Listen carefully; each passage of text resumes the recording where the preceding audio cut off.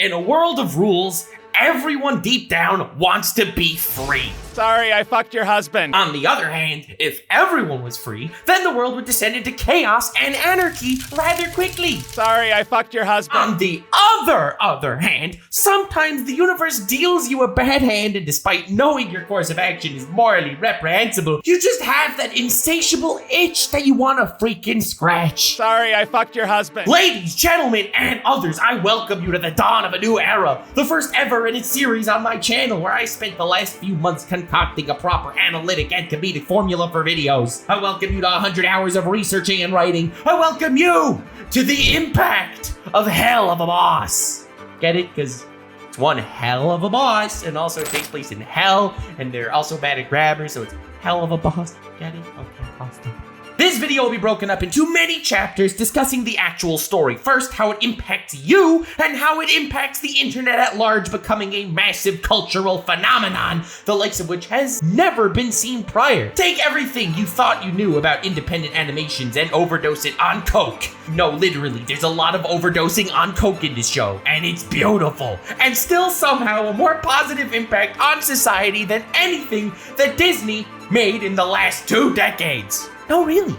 And I'll prove it. Better hit that subscribe button and notification bell, because a new slew of content is coming, mixing old nucks from 5 years past to new nucks today. I have created something I'm very proud of, and I'm really honored to take you on this journey with me.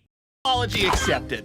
But if you ever pull a stunt like this again, I will fuck you and your wife. The story of Hell of a Boss takes place in the mythical land of Florida, where heinous acts and crimes take place all over the place. No, actually it takes place in hell. That was a joke before, because okay, I'm not gonna explain my jokes anymore. You're just gonna have to hold on tight.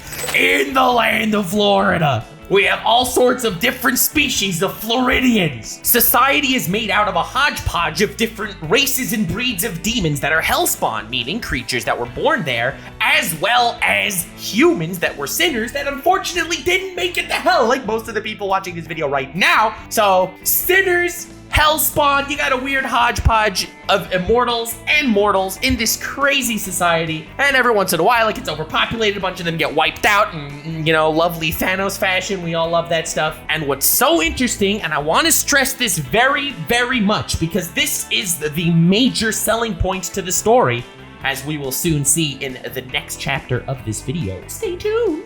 But this is set as a comedy. That's what's so cool here.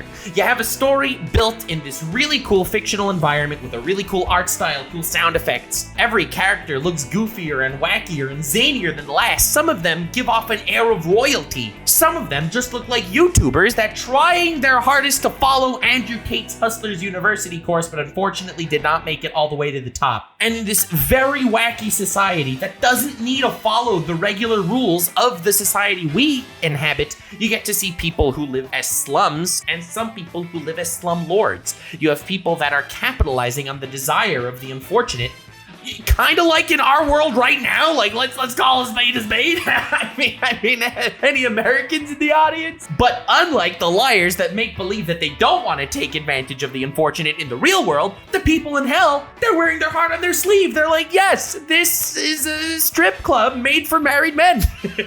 You know what I'm saying? The reason why I stress the setting so much is because it's so fascinating how, despite the fact that this is clearly a very well thought out society, from a writing and world building perspective, it is also primarily here to set the stage for a comedy show. It's a show about this dude named Blitzo and a couple of his employees that launch a company called Imp. Get it? Because they're imps. The immediate murder professionals. They manage to get their hands on a book that opens a portal to the living world, where they, for a price, can enter into the living world and assassinate anyone that they're paid to assassinate. Which is lovely, because a lot of people in the demon world, well, or sinners that are now stuck in hell, well, they want to take revenge. On whoever. On an ex-husband. On an ex-wife. On an ex-wife's new husband.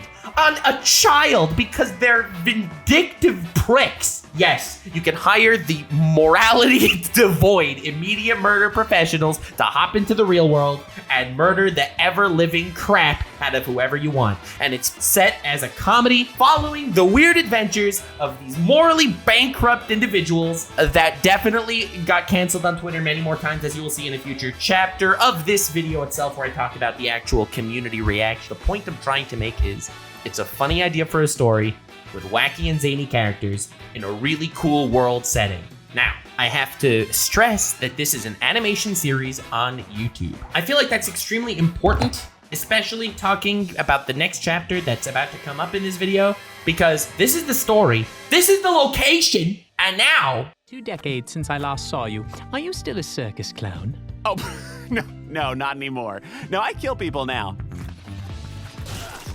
Bro, are you telling me that on YouTube, this platform that has been striking down channels for saying the word heck in it, we have an entire really edgy series of morally bankrupt and devoid characters, kind of like real life Jeff Bezos is, fighting it out and duking it out and brutally murdering children all the time in a comedic Tom and Jerry type 18 plus situation?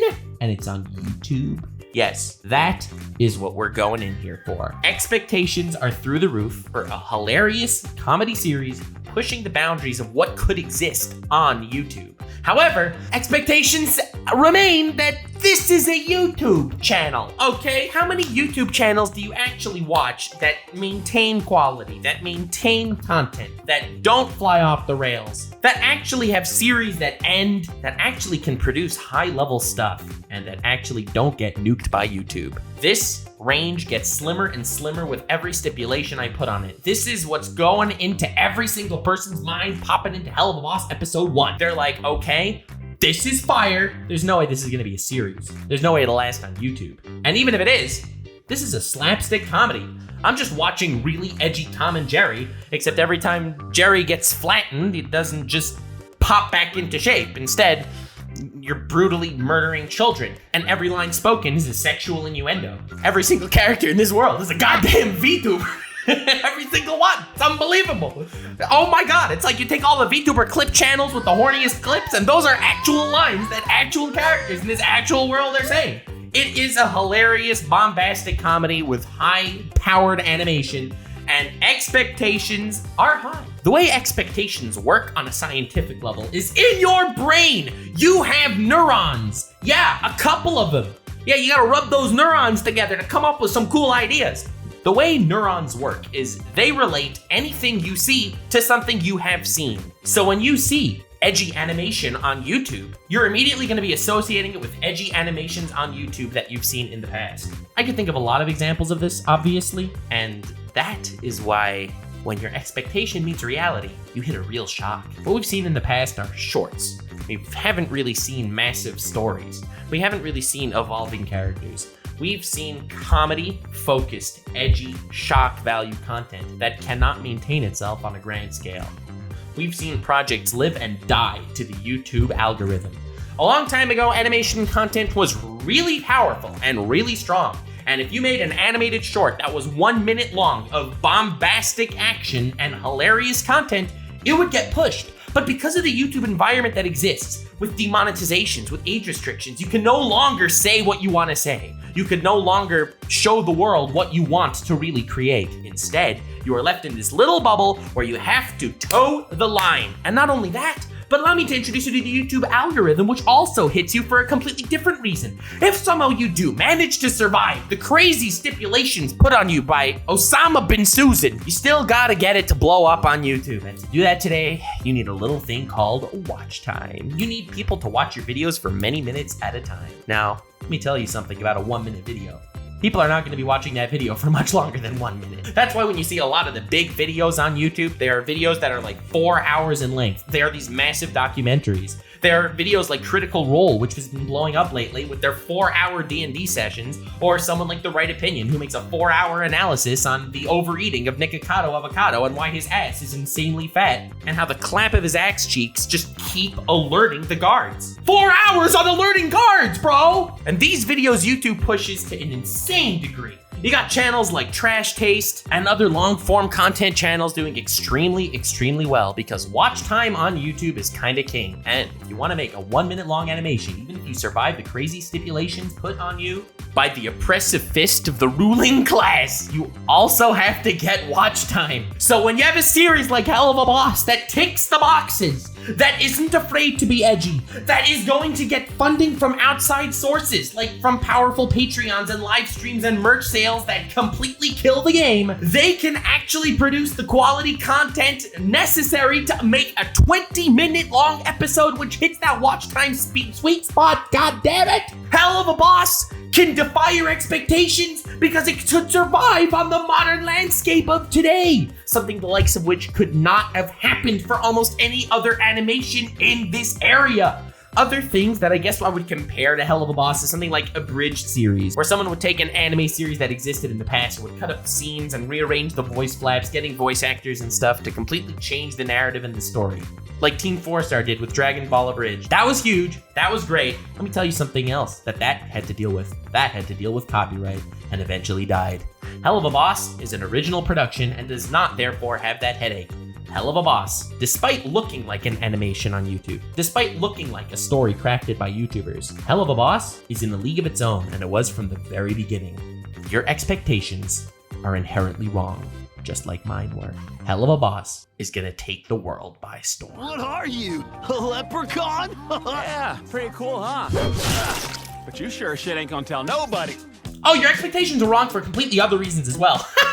You expected a lighthearted, funny, edgy story. You expected it just to be curse words strung together with inappropriate phrasings. You expected this to just be a funny show that you didn't want to show to your parents. You expected this to just be a story of zany characters doing horrible things that are just accepted because they takes place in Florida? These characters are insane. Every character has a backstory. Every character has development. The same character in episode 1 is not the same person we know in episode 7. They develop over an episodic story. Yes, you still have all of that. You have that funny string and concoctions of curse words and phrases that would make your grandmother roll over in her Christian grave. You have scenes so gruesome that every single character could be the employee of the month at Los Pollos Hermanos. It's almost like every single character speaks with the same vernacular as Moist Critical. I feel like cock and cum are the most common words in the entire show. Despite that, you have character development. You have a storyline that progresses.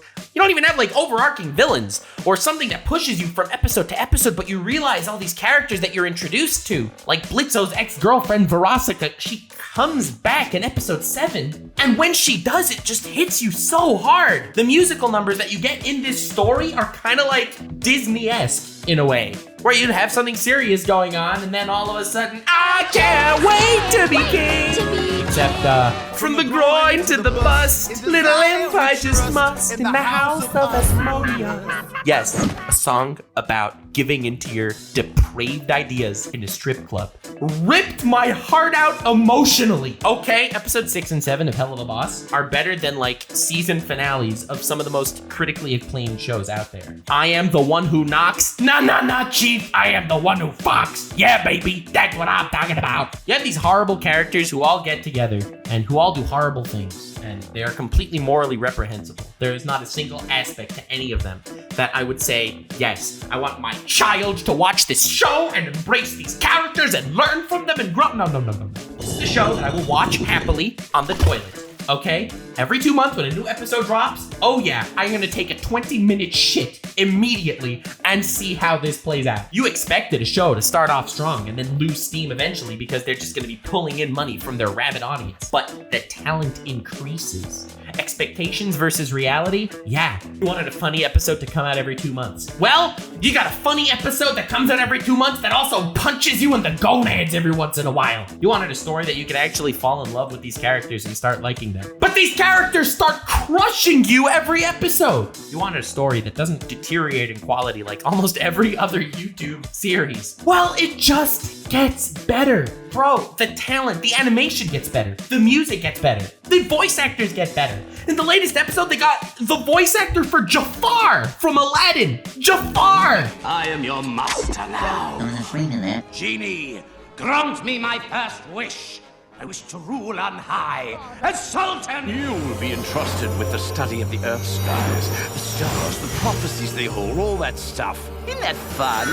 To voice act Stolas' dad. Now, all this is really important to lay out. I need to give you that expectations versus reality dosage for the actual story for me to start talking about how it's impactful to me and to you probably on a personal level, and then to talk about how it impacts the landscape around it. This is an extremely important way to preface the video without actually spoiling anything that goes on in the story and without getting too deep into any of the nuanced mentions that I'm actually taking. God damn it, Nathan! You ruined another bloody photo! Why were you even born? Ladies and gentlemen, degenerates of all ages! Before getting into the phenomenon that is Helluva Boss, before getting into how it impacted the world around it, how people hated it and loved it, before getting into the future and a much more meta commentary on everything else, scary as it sounds, I relate to Helluva Boss on many, many levels. That's really what every story should do to an audience. It's what everyone wants when they want to get pulled into a tale. And believe it or not, it could be done by a lighthearted story as well as a story in absolute darkness and depravity. And I have to say, Helluva Boss is kind of the latter. Now, I never had any drug addictions or massive problems in my life that I want to talk about and pull at your heartstrings with. Every single person struggles with certain themes that are accentuated in Helluva Boss and that are really touching. Stolas is a character that's born into a position of power. His father is an extremely powerful demon lord guy. No one would want to mess with him. No one would want to mistreat him. He's someone that had whatever he wanted all of the time. He's someone that loves reading and had infinite books. Someone who likes extravagance and had infinite wealth. He's someone in a position most others would die to be in. He's an extremely fortunate position, and I think everyone that has the capability to spend their time watching a video like this is somewhat fortunate as well. I don't know your current state, but every kid in Africa that's struggling to find their next meal would swap lives with you in a heartbeat.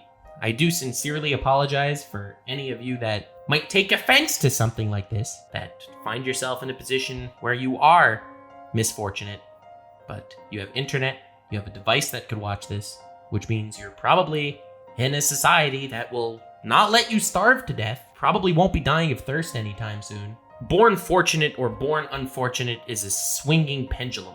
At the end of the day, you will always find people that are more fortunate than you that you envy, and you will always find people that are less fortunate than you that honestly you don't give too much thought to because you're too busy envying the people that are more fortunate than you. God! Life lessons with Nuxanor!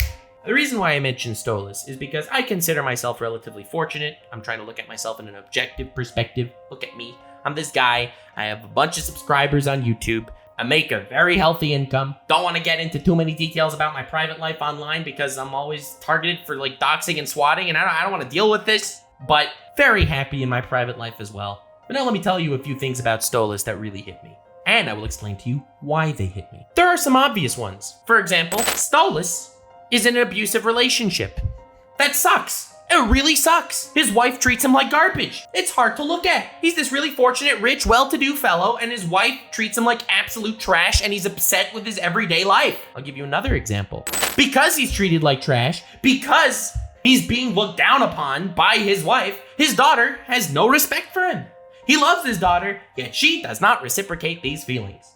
I'll give you another example. Because he is in this position of power and position of duty, he has a duty. He needs to have a child to take the heir to the throne, all that, etc., etc. Yada, yada, yada, yada, yada. Which really pigeonholes his life into a single direction. Am I right? He also doesn't have friends. Because he's in this extremely high class, he just doesn't have people that he is in the position to hang out with, that he has the capability to relate to. It sucks being in a class of your own, whether it's on the top or the bottom, in completely different ways. All these are true, and all these are obvious when watching the actual story.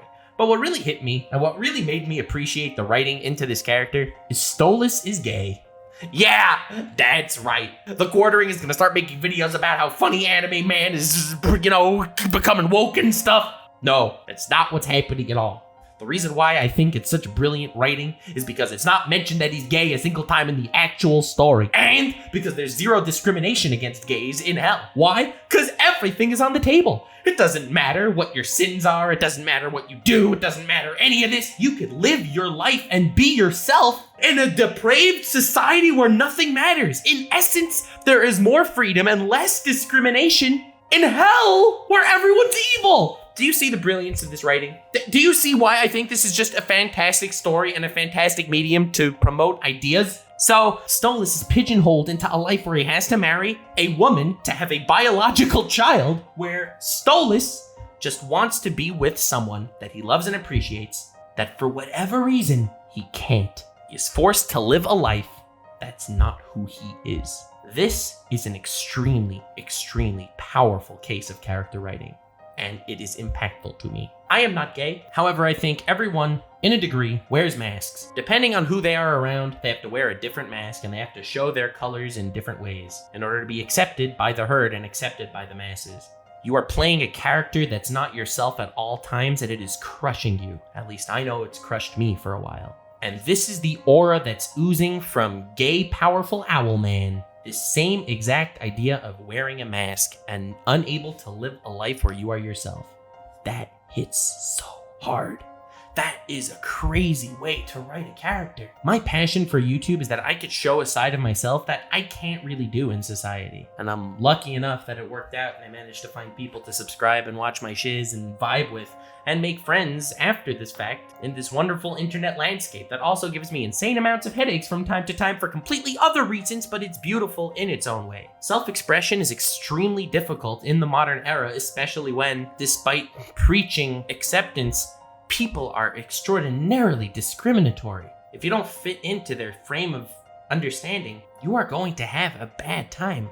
And I think most people do. Whether it's your parents expecting a certain thing of you, whether it's your friends, your social groups, your schools, your teachers, your friends, you're always being pigeonholed into acting like someone you're not. So when I see gay, funny, powerful, rich owl bastard in this show, I'm thinking about all those times where I couldn't be me. And when I see that he has episodes that don't end with a happy ending, I'm thinking, damn, that could have been me. You could live a life of extravagance, a life where people envy you. But if you're not you, are you really living your life? It's really hard to break free of that mask and that label that you have by the people around you. It's incredibly freeing. It's wonderful to do so, but sometimes the shackles are bound way too tight. Now, Stolas is a single character, and there are a lot of characters that hit me in different ways just like this. The impact of Helluva Boss is through all of these really, really dark storylines, through all these really depraved characters doing hilariously edgy things, you will find some of the most human characters that at least I've seen on an indie project, that I've seen on a YouTube animation series. Whether it's Blitzo's inability to open up to people, whether it's Moxie's constant feeling of inadequacy, or whether it's Angel Dust from Helluva Boss's sister series Has Been Hotel, a character that, in my opinion, trumps so many characters from so many critically acclaimed stories in anime that I've seen. A character that has to live life on a constant bender so they don't realize how alone they truly are. This is the impact of Helluva Boss, how all these terrible characters can really make you feel. That you could watch a show, laugh, and then when the episode ends, you could look at the show and see yourself. See yourself in a character so devoid of humanity, and then wonder what's next for you. This is the impact Helluva Boss had on me. Yo! Sorry to distract you from the video. I do sincerely apologize, but I also want to say that, I mean, you look at the thumbnails, you look at the content, I'm too edgy for YouTube, but YouTube doesn't like me. Wanted to take a moment to say thank you to G Fuel for being such awesome homies when it comes to sponsoring the channel. They really are. They're really great. They support your boy. So gotta spread the love around. If you enter code NUX, you get yourself 10 to 30% off your G Fuel order, or you can click the link in the description to go right there and get your discount. G Fuel is an energy drink that's 0 calorie, tastes amazing, and has a myriad of great flavors. It ships quickly, and it supports ya boy! Definitely pick some up. Mega thanks to G Fuel for all their help. back to the video. They always attack at random, all over the country. There's no way to predict where they'll show up next. Oh, well, that's convenient. As of recording this video, Helluva Boss pilot episode has 50 million views.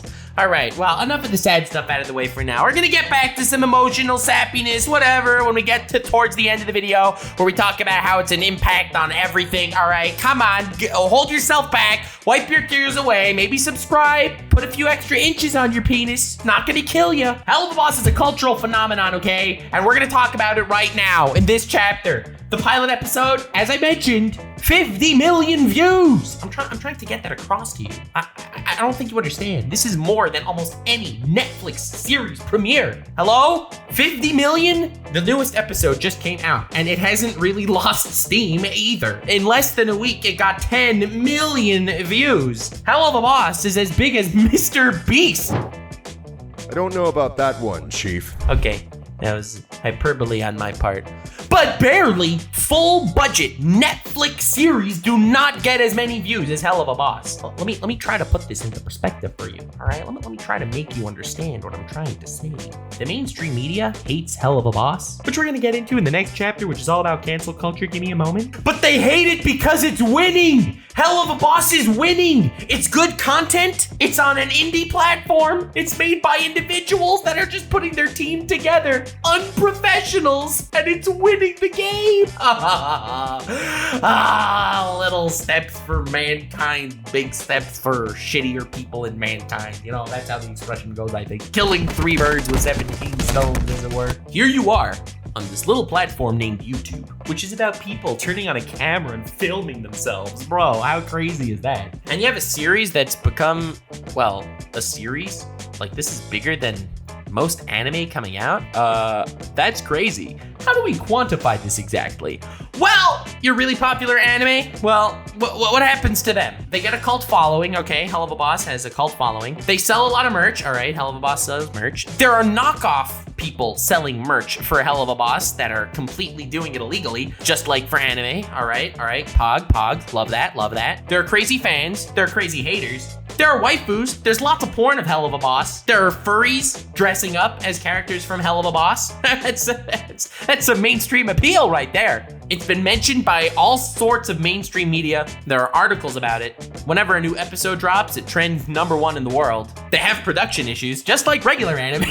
They have delays, just like regular anime. They have professional voice actors. They get the recognition from the public, but here's the big difference. They're not funded by a massive corporation. Could it be they've started as a passion project? Oh, I'm just trying to express how big Helluva Boss is. If you've watched this video, then you've heard of Helluva Boss, and if you'd heard of Helluva Boss, it may not have been word of mouth. It might have just been recommended to you on YouTube one day and you fell in love. Or it may have been through word of mouth. This is just any TV show. It's just a show. People at this point looking at Helluva Boss see it like they would see any animated series today. And if you look at it from the ground up, ladies and gentlemen, this started because someone had a dream and a YouTube channel and put it out there and people liked it and it became a phenomenon. Let me give you an interesting example. I've mentioned earlier in this video the Critical Role D&D campaign thingo. Well, that's just a bunch of homies that are sitting together that are playing D&D for fun. Let's compare it to something else. Harmon Quest. Dan Harmon, one of the creators of Rick and Morty, creator of Community. This dude is well known and he has a lot of connections. Harmon Quest is an actual TV show made by a professional budget studio with all these famous actors, with all these famous names, centered around a D&D campaign about Dan Harmon and his bros, and it's not doing nearly as well as Critical Role. Interesting. Why is Critical Role so much more popular? We are living in a new age and a new era, and it's time for all the boomers in the audience to get your head out your ass and embrace a new wave of media, the likes of which we've never seen before. Helluva Boss is doing things that no major studio would touch. It's covering levels of profanity that no one thought they'd be able to garner an audience for. And you see people copying this formula today. You see more edgy animations being made. You see professional studios trying and failing to copy the formula that made Helluva Boss as big as it is. When I say Helluva Boss has become a cultural phenomenon, I mean it has impacted the landscape of animation today. It came out of nowhere, from nowhere, and it's shaping the mainstream attention.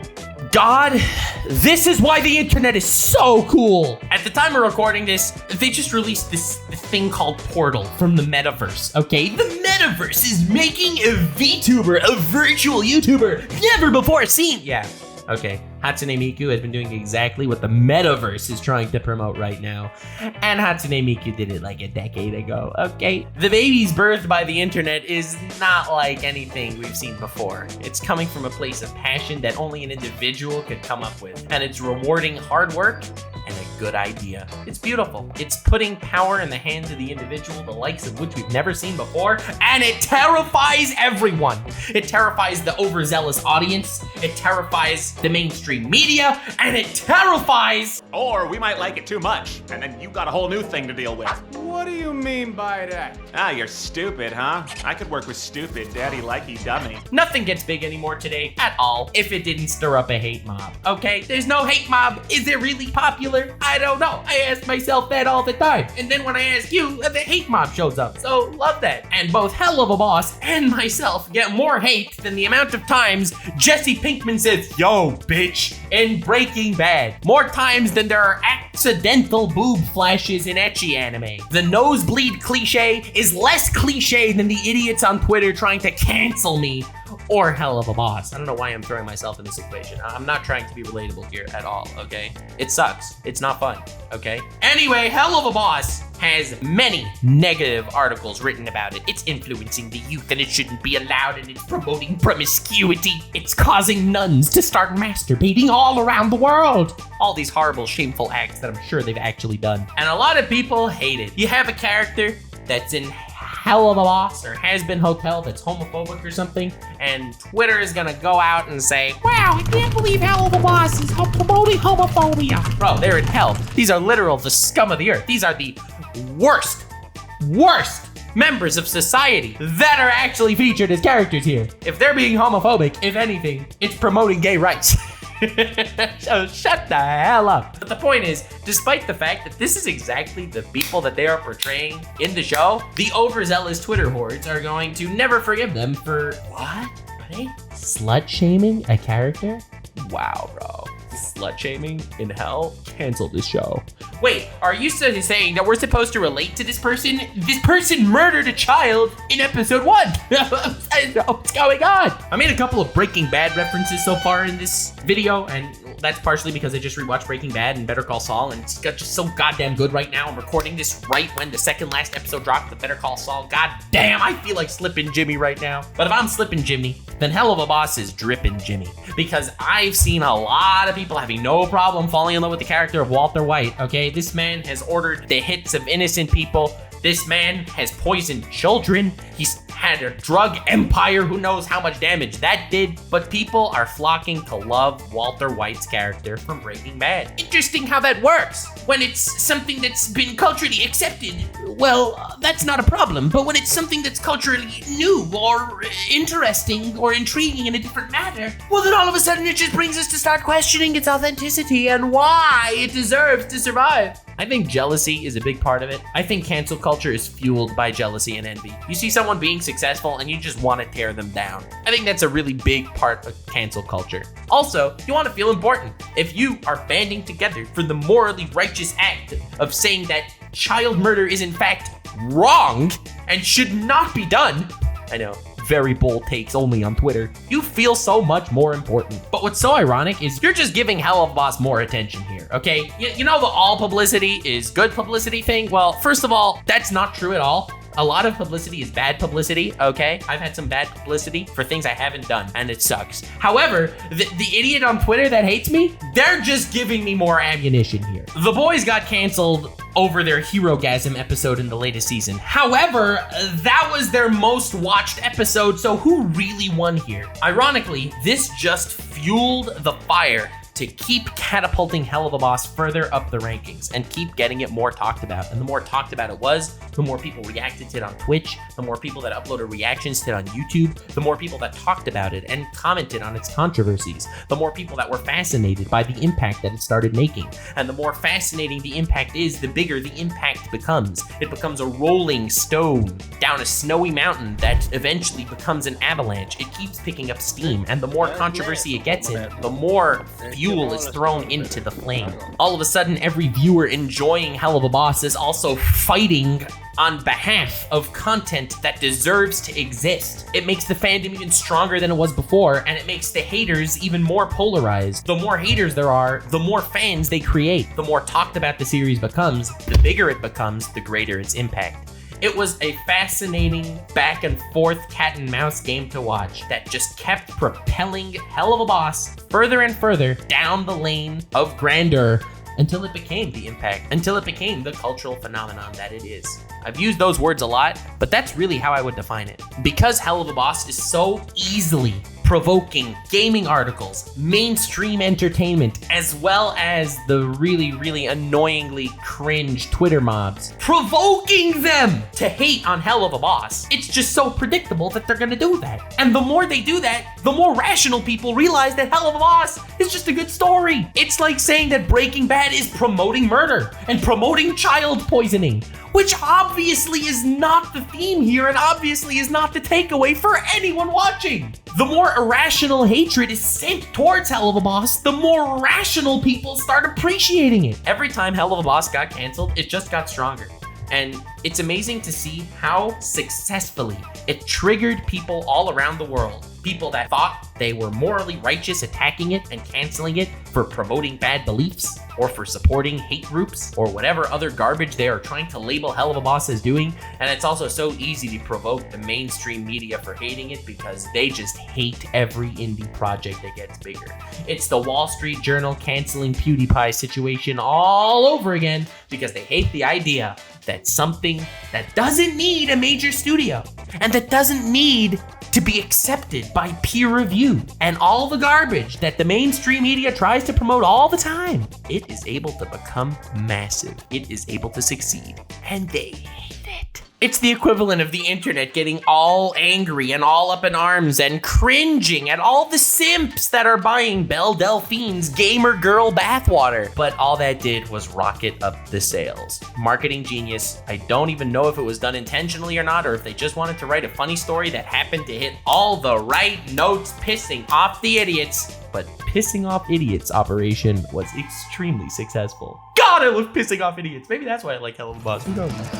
Okay, I've had one too many emotions for today, guys. Let's fuck these fuckers up!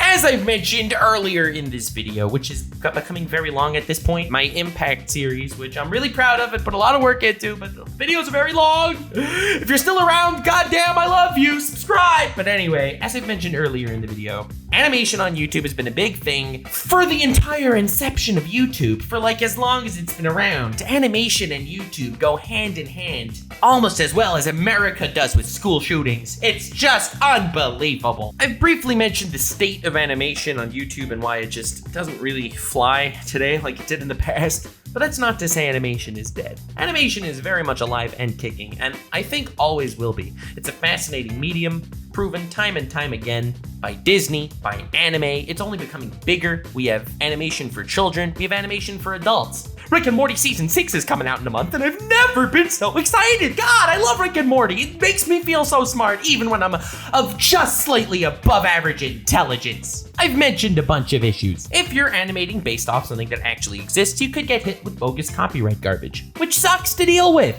If you're being edgy, you get hit with bogus age restriction garbage, which sucks to deal with. Animation is very time intensive to create. It takes a skill set not possessed by everyone.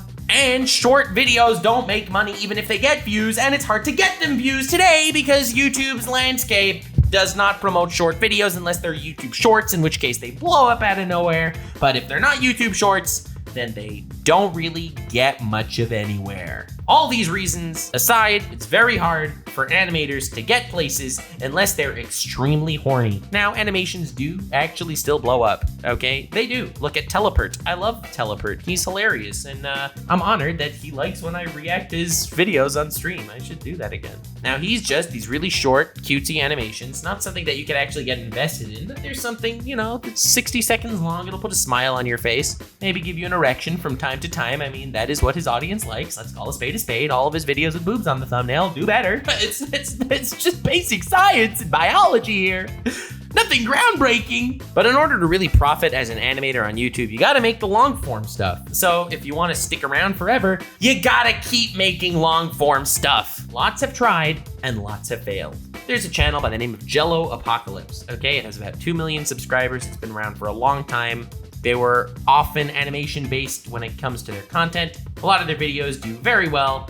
And they decided to launch their own animation exclusive series, you know? Epithet Erased, and another one, Miles is a Robot. To be frank, they're not very good. I did not enjoy either of them. They're kind of cringe. However, since they already had this massive audience, they already had income enough in order to create these, they were able to make them animated series with feature-length episodes. They did not do very well. Each episode did, you know, worse than the previous episode. They didn't do poorly by any metrics. However, they did not do well if you're looking at it compared to animated shows. Good for YouTube, but that's the extent of it. And to be fair, the content, in my humble opinion, obviously this is all subjective, it wasn't that good. You have people like Meat Canyon, friend of the channel. I love Meat Canyon. He's hilarious. And when he makes an animated video making fun in some weird meta commentary-esque way of Dream, of Impractical Jokers, of Mr. Beast, of something popular, the video pops off because it's a commentary as well as an animation. It's just that beautiful sweet spot. You love to see it, and it takes off. However, they had their original animation series called Monster Labs, and well, it does not do as well as their commentary-esque stuff. And also, they have that fan base that already exists for animations, and it still doesn't do as well as their commentary-esque animations. I love Meat Canyon, as I mentioned before, unlike Jello Apocalypse, which I am, let's just say, neutral towards, so I don't get into any drama here. But Helluva Boss, unlike both of these two, is an animation series that kind of started as an animation series. Obviously, it had comics beforehand, and I'm not really talking about its level of adaptation. The fan base that exists for Helluva Boss found it through Helluva Boss instead of through other content. The people that watch Jello Apocalypse's Epithet Erased are Jello Apocalypse fans, and the people that watch Monster Lab are Meat Canyon fans. Do you see where I'm getting at? When it comes to originally made animation, Helluva Boss is in a league of its own on YouTube. There is no series like it that created its own fan base, and this is really how it stands out.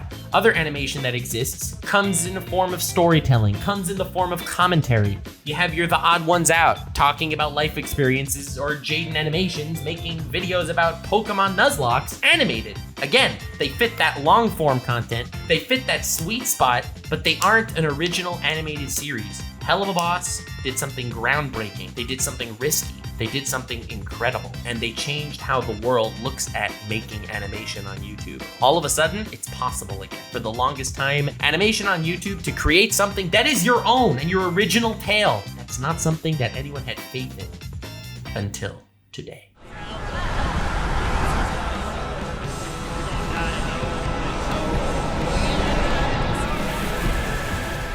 The absolute state of animation changed because of this one animated series that's extremely damn good. How cool is that? How much of an impact is that? Unbelievable stuff. And you know what? I bet you within the next 3-4 years, you're gonna have another series as big as Helluva Boss that comes from some other channel, some new story, some new thing that people latch onto that becomes this big. It's that cool. It's that groundbreaking. And it's that impactful and inspiring. A lot of people hate tropes. I love tropes. Tropes are in everything, and that's because they're tried and true. That's because they work. That's because there is a precedent and you don't have to take risks. Epic foreshadowing for my upcoming chapter.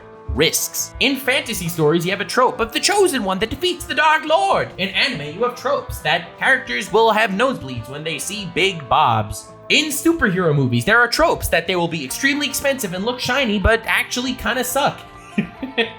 There's so many things that I could play with here, and so many different parts to Helluva Boss that lets me think about what kind of tropes they kind of exist. This is kind of similar to the expectations versus reality chapter earlier in the video, but I want to put it all together here in this one little bundle. We have tropes on YouTube that edgy content won't live, that animation content won't survive, that a story coming from an individual channel that's not a commentary on anything and doesn't have an existing fan base will not thrive, that cancel culture will crush it if it strays out of the lines. Tropes that a show created for comedy will not actually hit emotional beats. The trope that these characters are not characters we'll actually care for, they're just gags. The trope that it'll fall off. The trope that it'll lose steam. These are things that we've seen time and time again on how dreams are squashed on YouTube. And not only did Helluva Boss survive all of these tropes, but it's thrived through all these tropes. Tropes are shattered every episode. Every episode that breaks 10 million views, that survives the age restrictions and the copyright hell that is YouTube, that survives the cancel culture, and doesn't give a crap and will release the next episode anyway. It'll survive the trope of not backing down when it gets bad press. And you know what? All the press surrounding Helluva Boss today has turned positive, because the community's on its side at this point, and it's just sealing your own grave if you talk about, oh god, there's a gay character, or there's a straight character that's homophobic, there was a child murdered. The media doesn't care anymore, because the media can't paint a picture. There are 50 million people that saw the pilot of Helluva Boss, and you know what? 49.9 million of them liked it. You can't sway a mass that size anymore with a few articles talking about how has-been hotel pilot, there was a homophobic reporter. Oh my god, we're gonna cancel them now because in hell there's a person that's actually not a good person.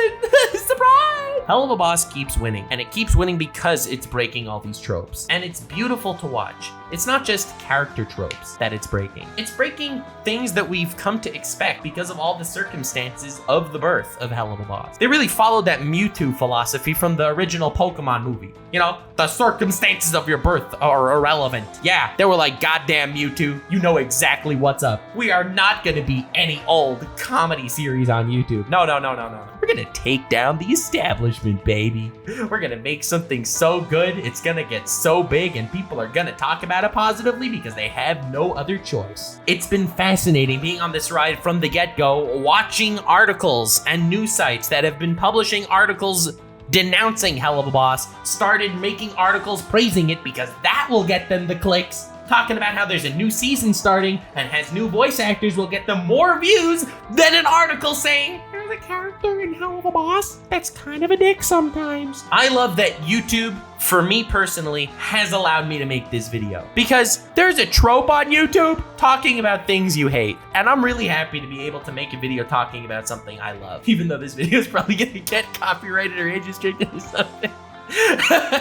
And one of my favorite tropes that has been shattered through Helluva Boss is professionalism. YouTubers and professionalism, never the twain shall meet. Once YouTubers start becoming professional, a lot of the pizzazz kind of disappears. A lot of people like Sword Art Online Abridged, for example. It's a great series, I love it. And all of a sudden, it takes 2 years to release a single episode of it. Well, it's not that lucrative, it's a lot of work. It gets copyrighted probably, they get strikes and stuff. Why work on it? Why be professional with the timeline? Same with Yu-Gi-Oh! Abridged. Same with so many other series that just peter-patter out and just don't release new episodes. Well, Helluva Boss shattered that trope.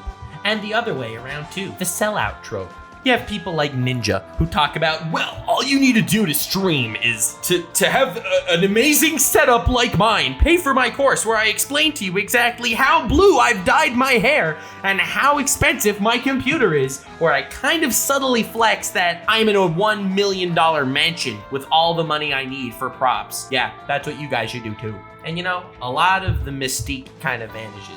I love that PewDiePie content is the same PewDiePie content 5 years ago. He'll just turn on a camera and react to memes or something, okay? He doesn't need to increase all of his crazy stuff. He doesn't need to be in an epic gamer compound in order to make it. Ninja's stream has lost a lot of viewers over the last couple of years, and partially it has to do with Fortnite becoming less relevant. I mean, that is true. But also, he started investing a lot more into his props and his gags and his very expensive machinery than investing into his content, discovering ways to recreate it and to make new stuff and to keep revitalizing who he is as a person. The trope of selling out on YouTube is not taking sponsorships. It's not saying that Raid Shadow Legends is the best game on the planet. Selling out in my mind on YouTube is realizing that you can create a system that you just throw money at and the content gets made. And I don't need to worry about it. I don't need to reinvent myself anymore about it. That, in my mind, is selling out on YouTube. And it's not all about the money. I don't think Mr. Beast is selling out. He's becoming bigger and bigger, and he's coming up with bigger and bigger ideas for videos. So I don't see that as selling out. Selling out is saying once you have the budget to throw, you throw the budget, and the content becomes stale. Helluva Boss did not sell out in that way either, and once again has shattered that trope. Despite getting tens of millions of views on a video, every episode is better than the last. The writing gets better, the voice acting gets better, the music and animation keeps getting better, and the passion is still so visible. The story is a story that you could tell Vivzy Pop wants to tell. It's not just there for the next cash grab, and it's not just there to keep surviving. Helluva Boss Season 2 is not like Boruto, okay? It's not like, oh my god, Naruto was big. Well, let's just make a sequel. That'll make us money from all the Naruto fans that want more. Helluva Boss is a lot more like Better Call Saul. It's a prequel on an extremely popular franchise that has a story to tell. And that brings us to our second last chapter of the video, Risks versus Passion. You both need to get a room. Hey, I am not a day hooker. What, I just said I'm not one, prude. The reason why I'm making this video all together is because I am someone who's always made content from a place of passion. And I've taken risks to do so. I've taken risks making content instead of pursuing a normal job like most people should do. And I did it because I love making content. I love making videos. The video I'm making right now is a video that's different than my normal content, which all my YouTube partner manager people tell me not to do, but it's a video that I really wanted to make, so I went ahead and made it, which is obviously why I would like it if you liked the video and subscribed and shared it with your friends. These videos come from a place of passion and always have for me. That's what I've always been about. Every few years, my content changes, and a lot of people are wondering, oh my god, the old Nox is dead. This is so sad. I can't believe it. But at the end of the day, I am evolving and growing as a person. I am liking different things, and there are different things that I want to create. I would rather be someone who makes fresh content that I'm loving than following a formula that I'm hating. The reason why I'm making this is because I miss the more analytic content that I made years back, and I'm really happy to be bringing it back in a revamped style that I really think I can put so much more into each video. I think the quality of this video, for example, is much better than the quality of the analyses that I've made many years ago, with the exception of very few that I am really looking to surpass as well. I love self-betterment and self-growth in this way. Anyone that pursues YouTube is taking a risk and should be doing it from a place of passion. People that do it because they want to become rich and famous very infrequently do, and I don't think their lives are all that great if they do manage to accomplish that goal. I love what I do every single day. Helluva Boss strikes me as a series that does as well. It definitely comes from a place of passion, and it definitely has huge risk. Even looking at the first episode, you imagine the budget on that animation? You imagine needing to pay all the voice actors, the editing, the writing? There are so many people that ended up needing to work on a project this massive. The risk was huge. The amount of time and development and organization that goes up and into every single frame must take forever. I organize game shows on my channel because they're a lot of fun, but just organizing 8 people to show up at the same time takes so long. Imagine needing to deal with writers and editors and sound designers, animators and artists. Oh my god. The risks were huge, and it obviously came from a place of passion. That's really why it hits me so hard that this did so well. It came from the mind of someone who came up with an idea they loved and wanted to share with the world, and they did it. And it succeeded. The #1 most popular answer for 75% of kids today when they're asked what they want to do for a living when they grow up is, I want to be a YouTuber or a streamer or something in that vein. I think a lot of that is because their minds are kind of poisoned by YouTubers and streamers that are living life large and stuff. And it's kind of sad to me that that's the #1 thing because of how it's portrayed online. And people want to do it because, wow, that looks like whatever, sure, lots of money and stuff and bitches. This comes from a place of passion, and it's a risk. There is no safety net. There is no guarantee. There's a lot of heartache and a lot of issues that come from it as well. The mental stress is insane, whether it's if you're gonna get canceled or whether if it's how you're gonna pay your bill if your video doesn't pop off or if you don't get a sponsor this month. I respect the passion and I respect the risk of Helluva Boss so much, and it's what makes it cemented in my eyes as a monolith of the current YouTube era. It's one of the coolest things that has ever been done and exists, and it goes and proves exactly what your mindset has to be going into it. Your mindset can't be, I'm gonna blow up big and make tons of dough. I'm gonna become the phenomenon that I know I deserve to be. It's about creating something that you love, that you want to do, and you're willing to take a risk to do it. I don't know, maybe I'm just hyping myself up because I'm working on something that I have a lot of passion for and I'm taking risks to do it. And, you know, I'm just patting myself on the back. Haha, look, you never know, it might actually work out. It might actually not, you know. Spend a lot of money on a project that doesn't end up working, just like a different project that you've recently worked on that didn't work out. And, you know, you didn't want to worry your audience or start any drama or any of that. So, I mean, hey, look, maybe that's just me. But I have a lot of respect for someone taking a risk to follow their passion, and I'm inspired whenever it works. And you should be too, because ladies, gentlemen, and edgelords of all ages, welcome to Florida. Whether it's following your dreams, whether it's making something of yourself, whether it's doing something that other people didn't have the balls or capabilities to do and actually knock it out of the park, whether it's sticking it to the mainstream that you kind of despise, whether it's sticking it to those social, political losers that are pissed off at you for existing and breathing because they're upset with themselves. Whether it's creating something because you have the love and will to create it, or whether it's because that creation itself is telling an amazing narrative and story. Whether it's because you feel like you're attached to a character, a plot line, or just because it gives you some 20 minutes of laughter every 2 months, Helluva Boss has impacted the world, I think, positively. It has given every individual creator the ability to dream big and the ability to go out on limbs that they wouldn't have gone on before. I think better content is going to be created because of it. I think boundaries are being pushed because of it in a positive direction, and I think the overall messages are fantastic. It's amazing to see the world take heel at Helluva Boss because of all the reasons I've mentioned, how the tides change in the public eye, how much of an impact it makes just because of its very existence, how it wasn't afraid and that fearlessness was paid back tenfold, how the state of Florida finally got some positive representation in media, finally, God! Epilogue. I guess it broke me out of my shell. This is the first hour-long analysis video I've made in a long time, and I'm really excited to get back on the horse because this was fun as hell to research and work on. So subscribe for that. Ladies and gentlemen, degenerates of all ages, hope you enjoyed the ripple effect that this one little indie animation that came from the mind of one person with a dream, and how it affected the world in ways that there's no way even they imagined.